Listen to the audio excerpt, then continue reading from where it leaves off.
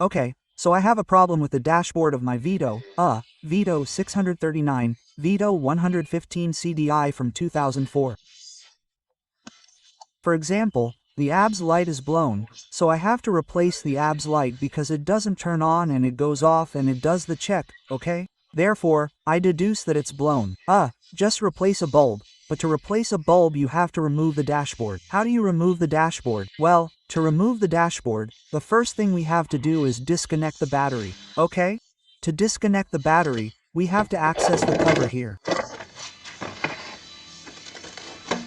and remove the negative terminal. By removing the negative terminal, which we have here, it would already be disconnected. To remove the battery a little and be able to disconnect it, I have to remove these two small screws. So I'm going to remove these two small screws to take out the battery a little bit and be able to unplug it. I'm going to remove two screws because here I have access to this small screw here. By loosening this small screw and pulling the terminal upwards, I have already disconnected it, which is what I'm going to do with the battery. What we have to do is see if I can make you see it because the light is not good. Let's see. Look here on the far right, we have this small hole, okay? And on the far left, we have the equivalent hole, which is this one here. Well, we have to insert some hooks through there. Now I'm going to try to make some to unlock the tabs, and simply with these hooks, the control panel can be removed, okay?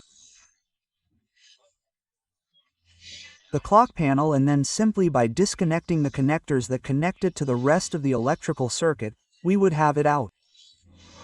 But to disconnect those connectors, it is important that the battery is disconnected, okay? To avoid any electrical failure. Well, as I was saying, we insert a small wire in there and press until it makes a click. Look, I'm inserting this little hook here, and you can see that it's already extracted. And when we extract it, what we have to do to extract it definitively and then evaluate which bulb we need to change is to remove this connector. Remember, to remove the connector, we have to wait until the connector is visible here, okay? We have to remove the battery first, and look, to remove this connector, what we have to do is open the panel and pull it out here. We have to release these little tabs. Do you see the white tabs? We have to pull them towards us. Okay, there are 3 on this side. And there are 1, 2, 3 and 4 on top. Well, they separate a little so that we can then bring them back. I did this with a small screwdriver, like this, okay? Very carefully. I'm separating the tabs and the same thing down here until I can extract our frame, okay? In other words, our part, the back cover of the frame, and now we can pull it out. And here we have access to this part of the frame. Here, theoretically, you see that this is a small plate. Here, this small plate could be replaced and customized or do whatever you want to customize it, okay?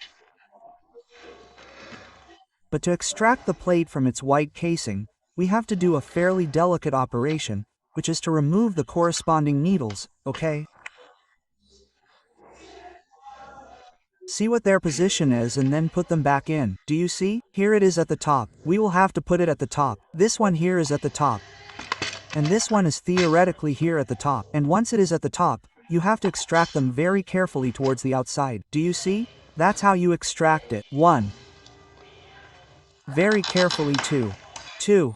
Do you see? I've only removed the plastic, but I haven't removed the plastic. The plastic is inserted into the needle, but I haven't removed the needle. Now I have to remove the needle a little carefully. Okay, it's already coming off. Don't do it roughly because it's super easy to break them. Okay, well, we've got this one.